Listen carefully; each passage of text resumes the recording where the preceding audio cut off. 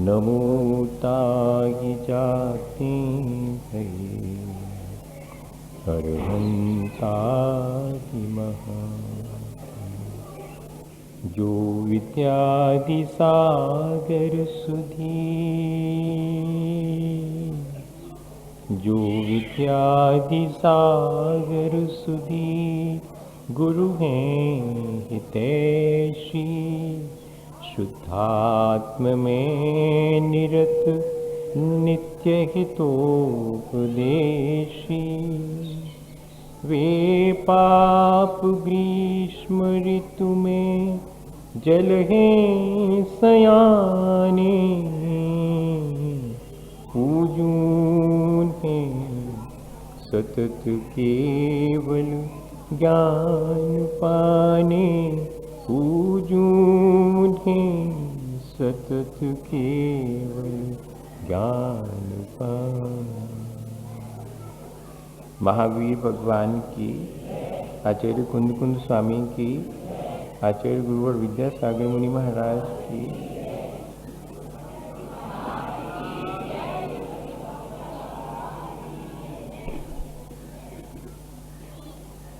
एक व्यक्ति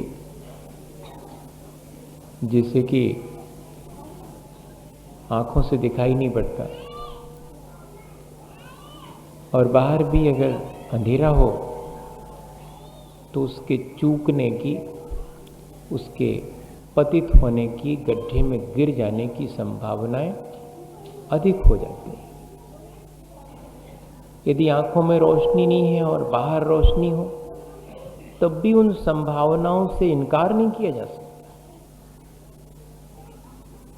बाहर अंधेरा हो तब भी इनकार नहीं किया जा सकता, लेकिन मजा यह है कि आंख में रोशनी भी है, बाहर भी खूब उजाला है, लेकिन फिर भी कोई गड्ढे में गिर जाए तो क्या कहें उसके लिए। हम सब अपने जीवन के अच्छे बनाने के लिए जरा भी चिंतित नहीं होते। हम निरंतर अपने पतन के उपाय करते चले जाते हैं। काश अगर हमें ऐसा ज्ञान होता, हमें ऐसा विवेक जागृत होता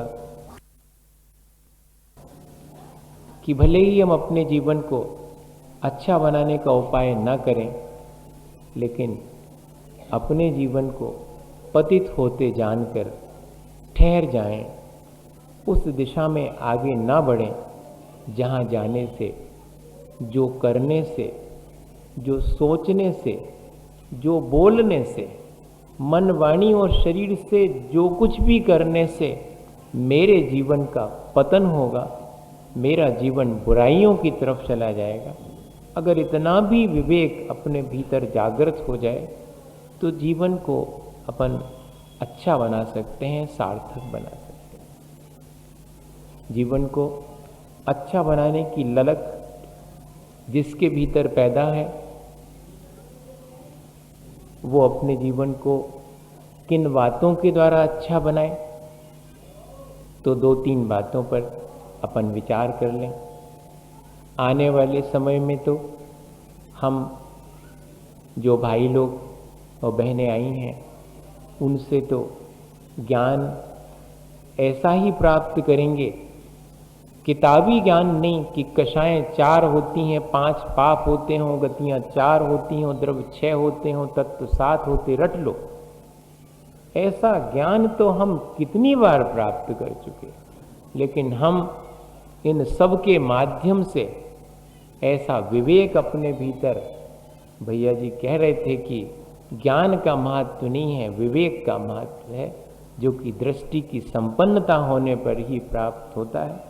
हम ज्ञान इसलिए हासिल करें कि हमारे भीतर दृष्टि की निर्मलता और विवेक जागृत हो जाए, ताकि हम अपने जीवन को अच्छा बनाने की भावना ही सही अपने भीतर उत्पन्न कर सकें।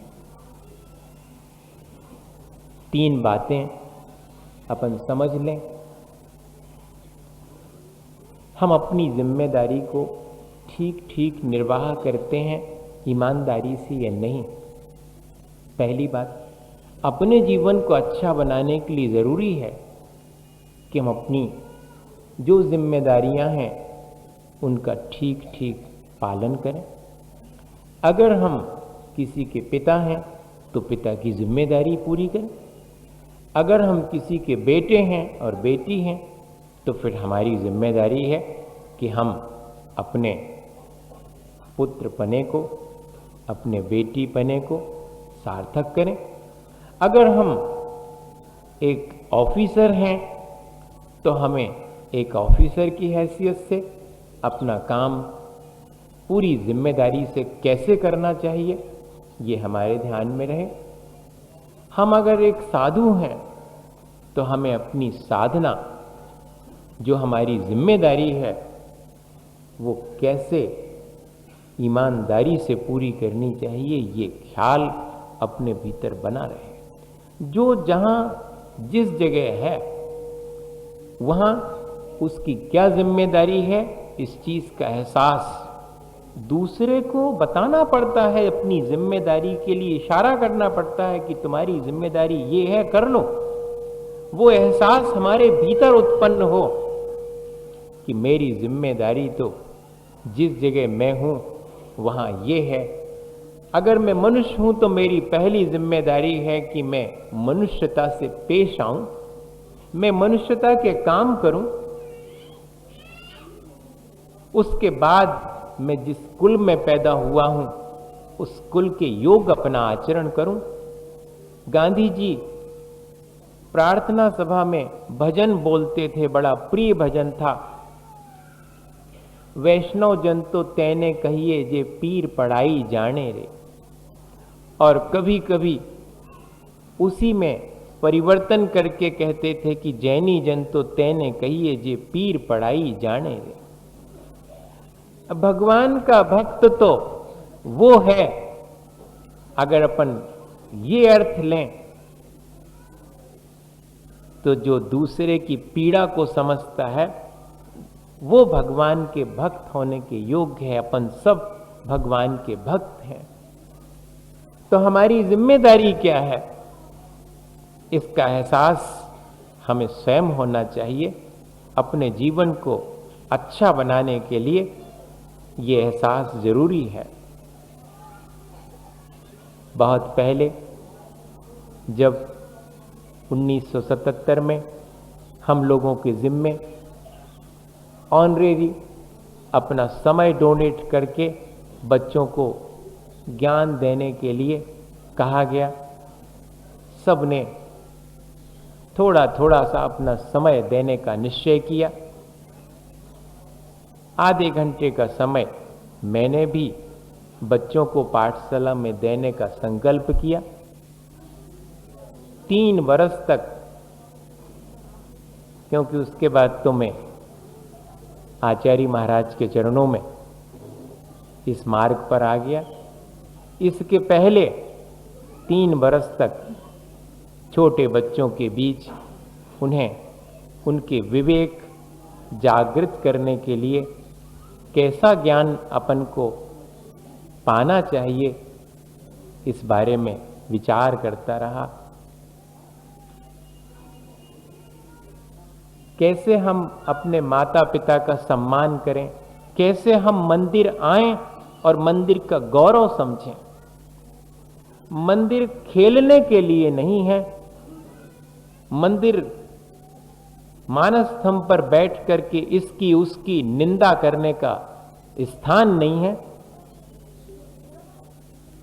मंदिर जैसे कल कह रहे थे कि अनाप शनाप जो कि चीजें हैं वो वहीं खड़े होकर के अपन करने लगें, इसके लिए नहीं है।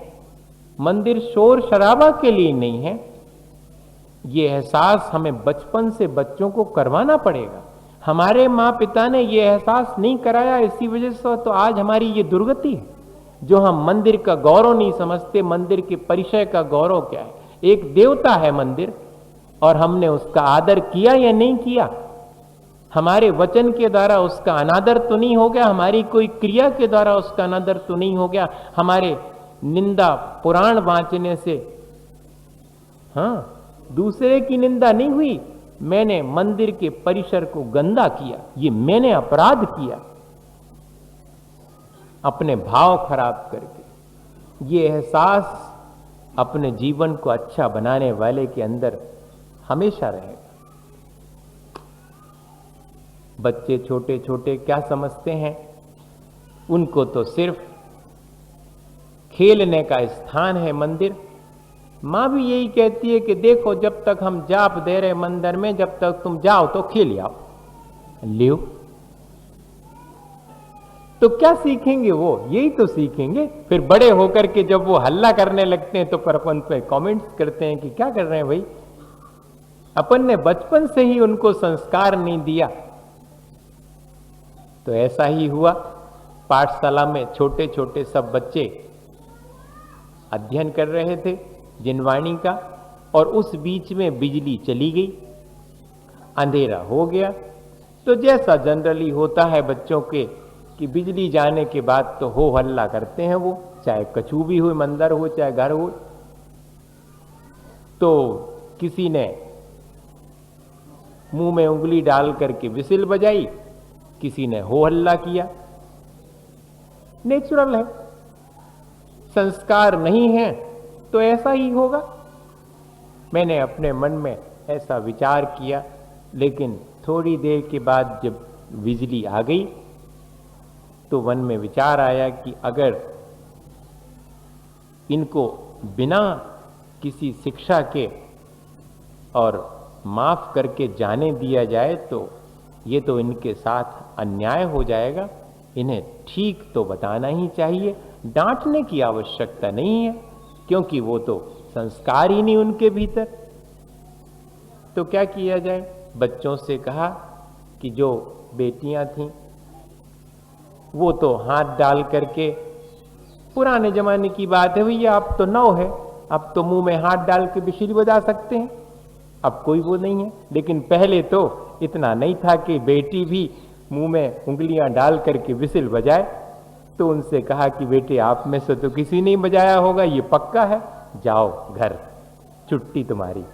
तो उनको तो घर भेज दिया। अब जो बच्चे लोग बचे वो कांप रहे कि कुछ गड़बड़ है, अब अपन को पनिशमेंट मिलेगा।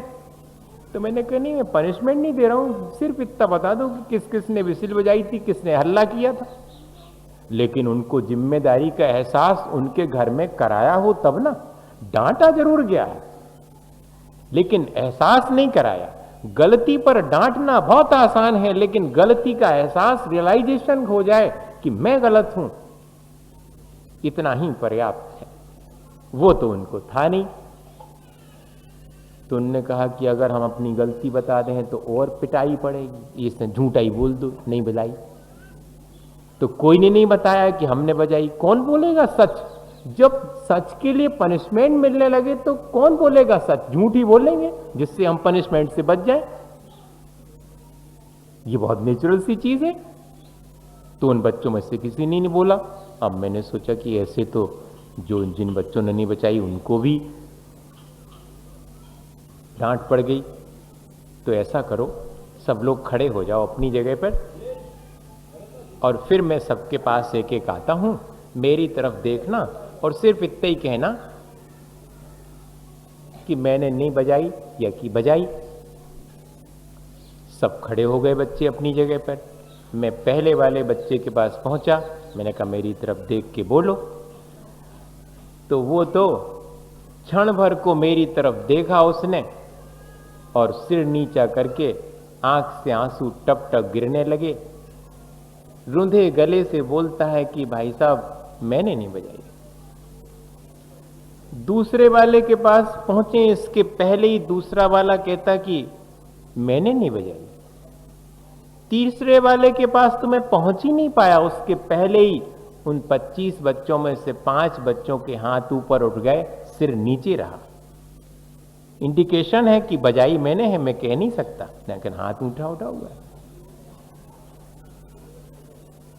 ठीक है, तो जिन्होंने नहीं बजाई उनको काहे को अपन कुछ कहें, उनको तो शिक्षा देने की आवश्यकता नहीं है, वो तो पहले से ही शिक्षित हैं। तब तो उनने मंदिर की गरिमा का ध्यान रख के और अंधेरा हो जाने के बाद भी हो हल्ला नहीं किया। तो बाकी से कहा कि जाओ, तुम्हारी भी छुट्टी, बचे 5। अब वो 5 और घबराए कि एक तो हमने सच्ची बोल दी, अब अकेले बच्चे अपन आपका चुने हुए, अच्छी पड़ेगी पिटाई में। जैसा कि नेचुरल है, ये तो उनके भीतर भय जागृत ही होगा, क्योंकि अभी तक उन्होंने जिस तरह से सच्चाई के लिए पनिश होते देखा है, वही तो उनके भीतर एहसास है। उन 5 बच्चों ने जो थर थर कांप रहे हैं, गलती तो करी है लेकिन गलती को रियलाइज कर रहे हैं, इस बात से डर रहे हैं कि मैंने गलती रियलाइज कर ली, अब उस गलती के लिए हमें पनिश ना किया जाए। देखो, अपने जीवन में अपन अवार्ड तो चाहते हैं, प्रशंसा तो चाहते हैं, कोई अच्छा काम करते हैं तो, लेकिन गलत काम का दंड नहीं चाहते अपन। ये कैसा अपना स्वभाव बन गया है। गलती भी हमने की और अच्छा भी हमने किया, तो जब अच्छे की प्रशंसा होती है तो हम फूले नहीं समाते और आगे बढ़ करके उस अवार्ड को ले लेते हैं, प्रशंसा को झेल लेते हैं, उस सम्मान को ग्रहण कर लेते हैं। लेकिन जब कहीं अपन से कोई चूक हो जाती, गलती हो जाती, तो अपन क्षमा मांगते हैं कि भाई क्षमा कर दो, गलती हो गई हमसे। नहीं, ये क्यों नहीं कहते कि मैंने गलती की है, मुझे दंड दो। इतना साहस अब नहीं बचा अपने भीतर। ये जिम्मेदारी का एहसास अपने भीतर कैसे होगा? जब होगा तभी अपना जीवन अच्छा बन पाएगा, जब हम अपनी गलतियों को पनिशमेंट लेने के लिए स्वयं तैयार हो जाए। उन 5 बच्चों में सभी 5 कहने लगे कि भैया जी अब नहीं बजाएंगे, आप क्षमा कर दो। मैंने कहा मुझे कुछ कहना थोड़ी है तुमसे, मेरे से क्षमा क्यों मांग रहे हो? देखो, बाबा जी की फोटो लगी हुई थी पाठशाला में, वर्णी जी, तो उनकी फोटो के सामने हाथ जोड़ो और कहो बाबा जी ये मंदिर है, ये पाठशाला है, जहां की मुझे हो हल्ला अंधेरा हो जाने पर नहीं करना चाहिए था, पर फिर भी मैंने किया, ये मेरी गलती है, अब आगे नहीं करेंगे। लो शपथ, मेरे सामने नहीं। तो 5 बच्चों ने हाथ जोड़ करके और जैसा कहा था वैसा दोहरा दिया। अब फिर उसके बाद उनके मन में विचार आया कि अब क्या करेंगे, अब पिटाई पड़ेगी। लेकिन जब आपने अपनी गलती को रियलाइज कर लिया, आगे गलती ना करने का संकल्प कर लिया, हो गया काम। वापस जाओ, अपने घर लौट जाओ। बच्चे बड़े प्रसन्न होकर के और वापस लौट गए अपने घर। उसके बाद मैं कहना चाहता हूं, कितनी बार तो 100 बच्चों के पढ़ाई के बीच में लाइट गई है, लेकिन लोगों ने आकर के कहा कि अरे इतने चुपचाप आपकी पढ़ाई अभी चल रही है, मैं लालटेन ला के रख दूं उजाले के लिए। किसी ने हो हल्ला तो किया हो? किसी ने नहीं किया, क्योंकि उन्हें रियलाइज हो गया कि ये मंदिर है और मंदिर में ये काम योग्य नहीं है। ये जिम्मेदारी का एहसास है। अपन जिम्मेदारी का एहसास ना करा करके जिम्मेदारी पूरी नहीं करने पर पनिशमेंट देते हैं। उसे जिम्मेदारी का एहसास कराएं। अपन स्वयं भी अपने जिम्मेदारी का देर सवेर जैसे बने तैसे एहसास करें और अपने कार्य को जब ठीक ढंग से जिम्मेदारी से पूरा करेंगे, तब अपने जीवन को अच्छा बना पाएंगे। इतना ही नहीं, हम अपने कार्य करते समय परस्परता का बोध रखें। मैं अकेला ही जीवन नहीं जी रहा हूं इस संसार में, जाने कितने जीव अपना जीवन यापन कर रहे हैं, छोटे से लेकर बड़े तक। मेरे समान ही हैं वो सब।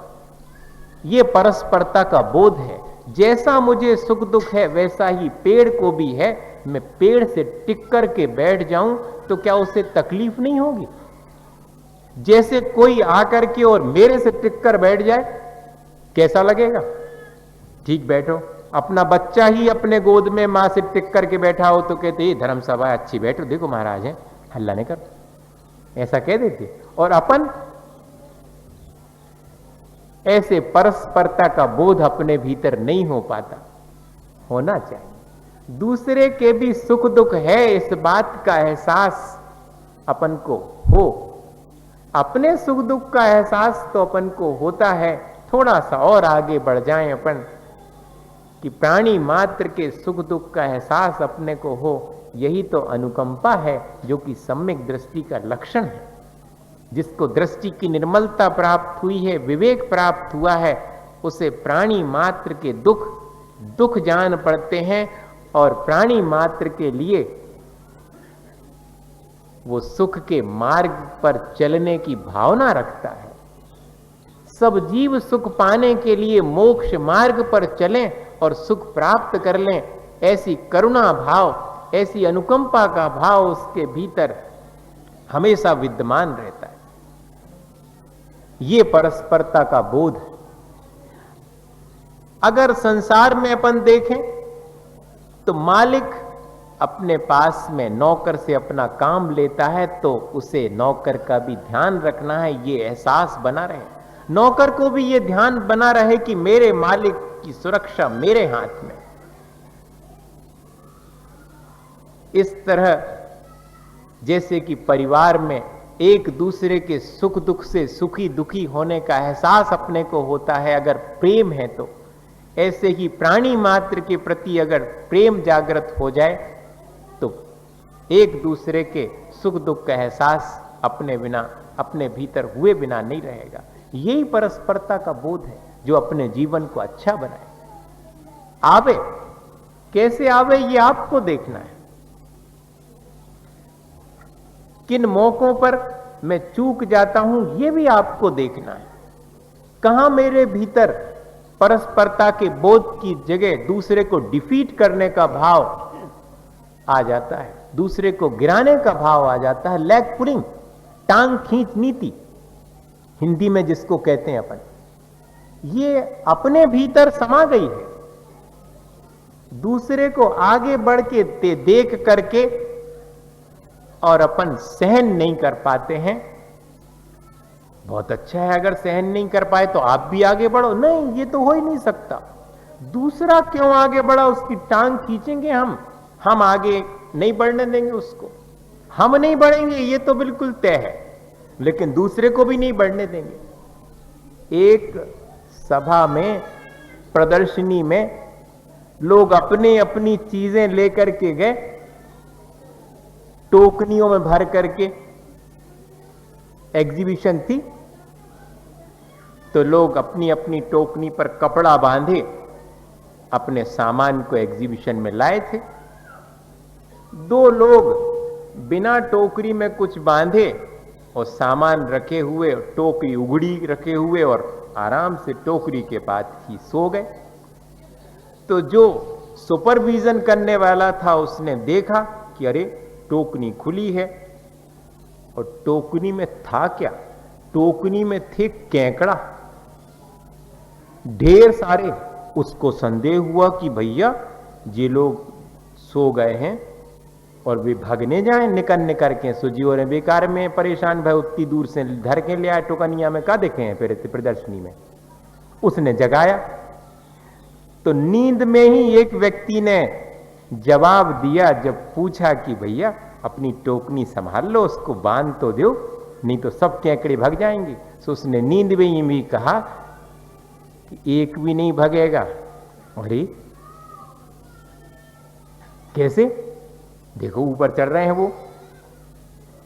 बोले स्वभाव है उनका कि जैसे ही एक ऊपर चढ़ करके बाहर निकलने लगेगा, दूसरा धीरे से टांग पकड़ के नीचे गिरा देगा। मुझे कुछ नहीं करना।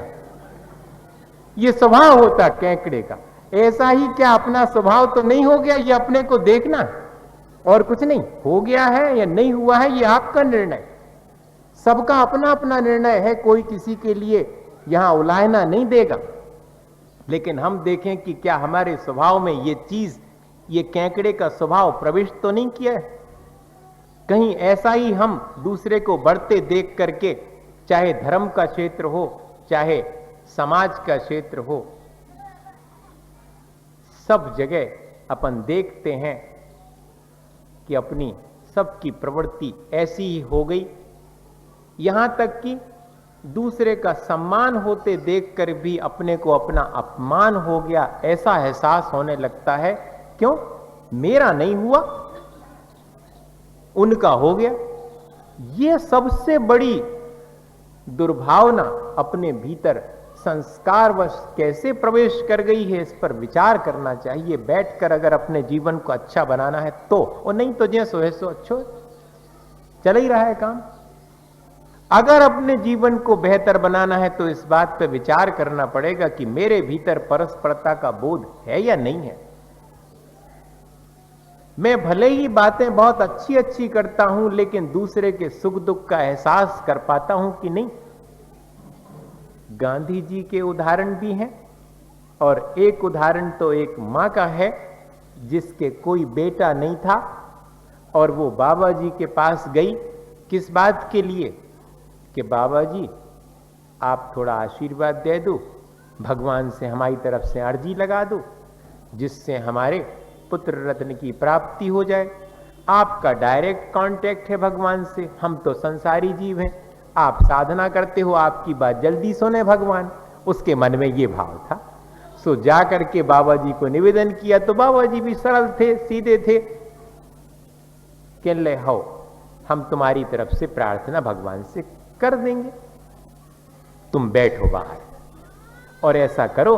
उतनी देर बैठे बैठे क्या करोगे, थोड़े से मेरे पास चने रखे हैं, तुम थोड़े वो चने खाओ, फिर हम जब तक हम प्रार्थना कर देते तुम्हारी तरफ से भगवान से। बढ़िया, इससे अच्छी बात क्या हो सकती।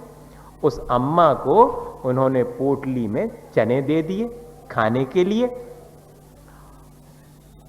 और अम्मा ने एक कोने में जाकर के पोटली से जैसे ही चने खाने के लिए निकाले, आसपास 10-25 बच्चों ने हाथ बढ़ा दिया, अम्मा 1-2 चने हमें दे दो, हमें भी भूख लगी है। तो अम्मा क्या बोली, चलो चलो सब भागो यहां से, मेरे लिए थोड़े से तो चने मिले हैं, मेरे ही पेट नहीं भर पाएगा, मैं नहीं देती किसी को। ऐसा कह के उन सब बच्चों को दुत्कार के भगा दिया और अकेले चने खा लिए। जब बाबा जी के पास आई कि बाबा जी हो गई प्रार्थना, कह ले प्रार्थना तो हमने करी थी लेकिन भगवान ने सुनी नहीं। अरे आपकी प्रार्थना भी नहीं सुनी? कह ले नहीं, वो कह रहे थे कि जो दूसरे के बच्चों से ही प्रेम नहीं कर सकती उसे बच्चे दे करके करूंगा क्या? सीधी सी बात। प्राणी मात्र के प्रति जिसके सुख दुख का एहसास नहीं है, वो अपने जीवन को सुखी और अच्छा कैसे बना सकता है? विचारणीय बात है। अपने भीतर ऐसे परस्परता का एहसास, परस्परता का बोध उत्पन्न हो, अपन भी भावना भाएं। और आखिरी चीज कि अपने वचन अपन संभाल करके उपयोग करें, निंदा से बचें। अपन वचनों का प्रयोग कर तो लेते हैं, बाद में उन कहे गए वचनों पर अपन को पछतावा ना हो। ऐसा ना बोलें जिससे अपने भीतर गिल्टी हो, जिससे अपन को क्षमा मांगने के लिए हाथ जोड़ना पड़े। ऐसा बोले ही क्यों? यो यस ना जानासी तस्य निंदाम करोति।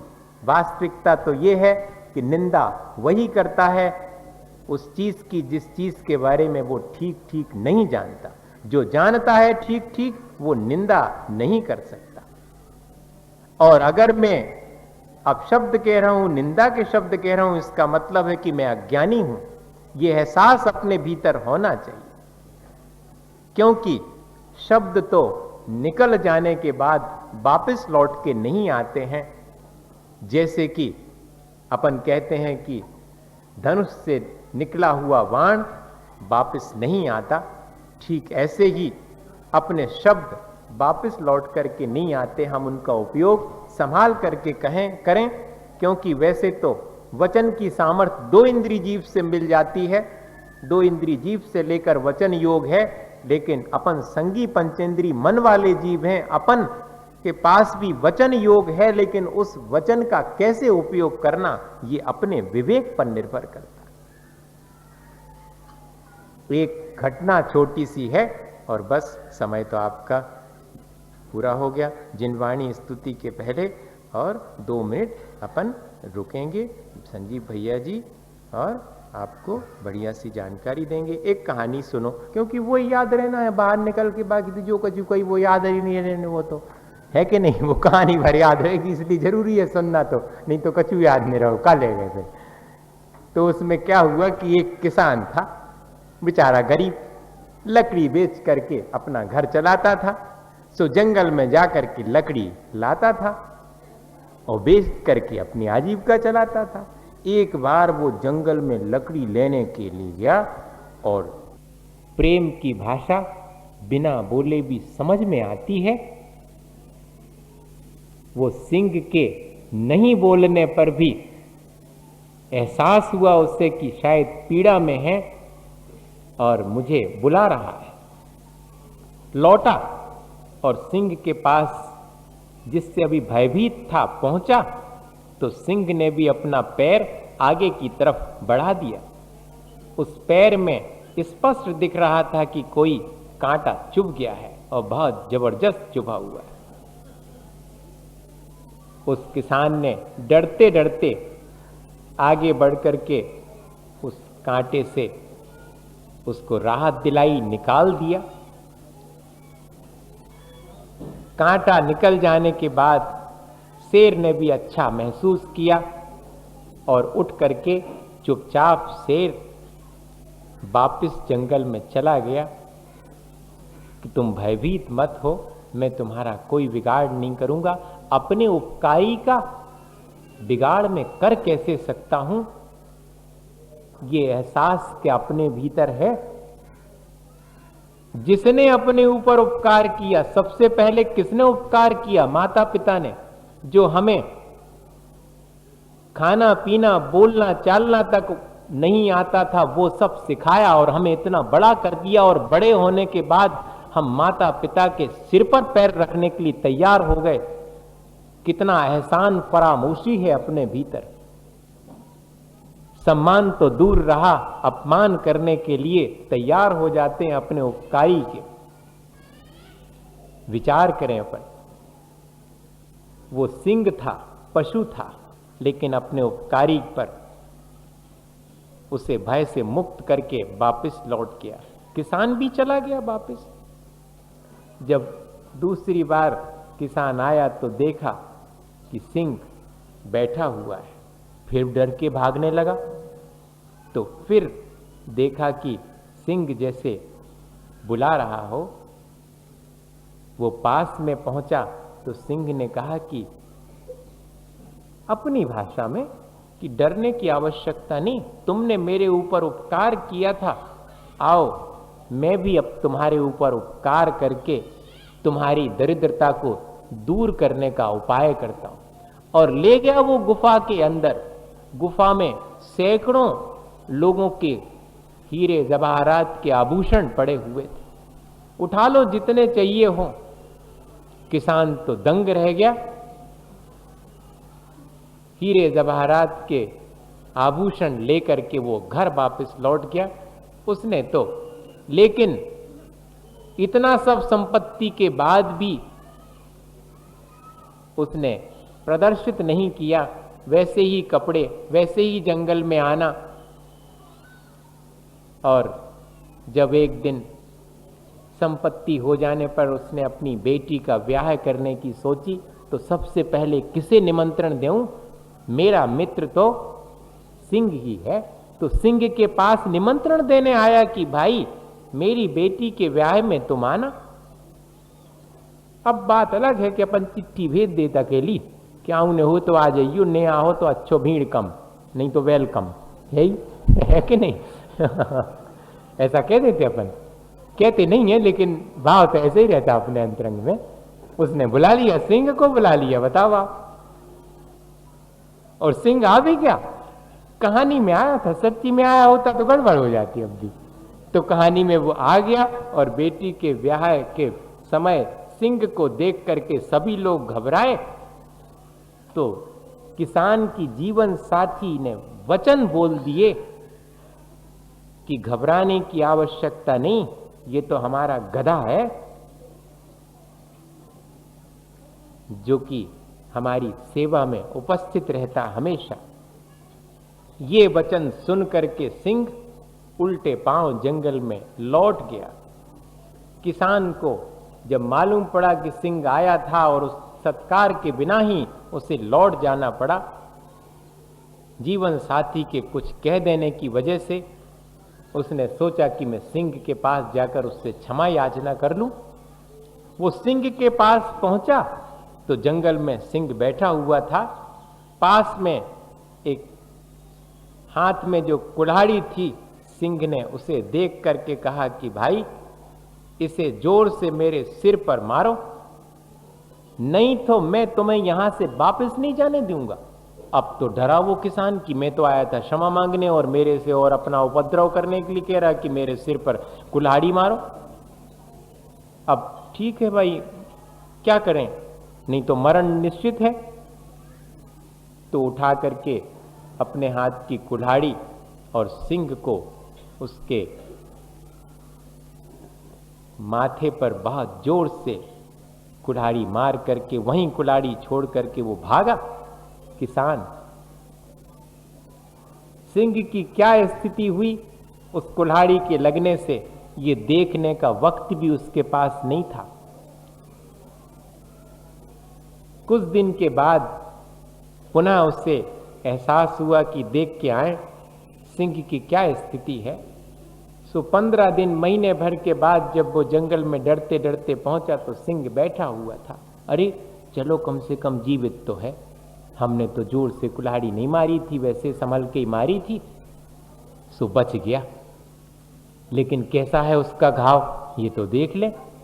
तो सिंह के पास जाकर के सिंह ने स्वयं कहा कि देखो जरा, जो तुमने कुल्हाड़ी मारी थी उसका घाव मिट गया कि नहीं।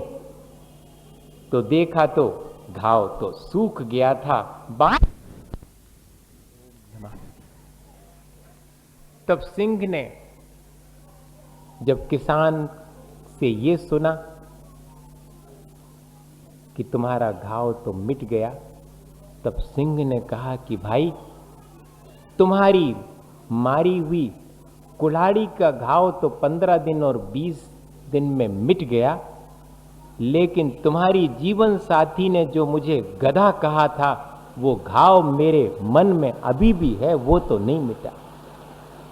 भैया, सिर्फ इतना ही अपन ध्यान रखने की चीज है अपने जीवन को अच्छा बनाने के लिए कि हम अपने वचनों का उपयोग ऐसा ना करें जिससे कि दूसरे को पीड़ा हो और अपन को भी उस वचन के कहने से बाद में एहसास हो कि यह वचन ठीक नहीं था। अपना वचन प्रयोग करते समय अगर इस चीज का अपन ध्यान रखें कि वैसे वचन मैं दूसरे से सुन करके पीड़ा पाऊंगा, तो ऐसे ही मैं उन वचनों को बोलकर दूसरे को पीड़ा पहुंचाने में निमित्त बनूंगा। ये सोच करके अगर अपन अपने वचनों को संभाल लें तो अपना जीवन अपन अच्छा बना सकते हैं।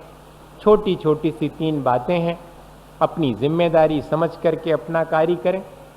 सबके बीच हम रहते हैं, इसलिए परस्परता का बोध अपने जीवन में हो और अपने वचनों का प्रयोग अपने भावों के आदान प्रदान के लिए अपन करते हैं तो बड़ी सावधानी से करें, क्योंकि वचनों का घाव बहुत गहरा होता है। वचन मरहम का भी काम करते हैं और चोट पहुंचाने का भी काम करते हैं, और एक बार बाहर निकल जाने के बाद उन्हें वापस नहीं लिया जा सकता। ऐसा विचार करके अपन अपने जीवन को अच्छा बनाने के लिए इन सब बातों को अपने जीवन में ग्रहण करें। बोलिए आचार्य गुरु विद्यासागर।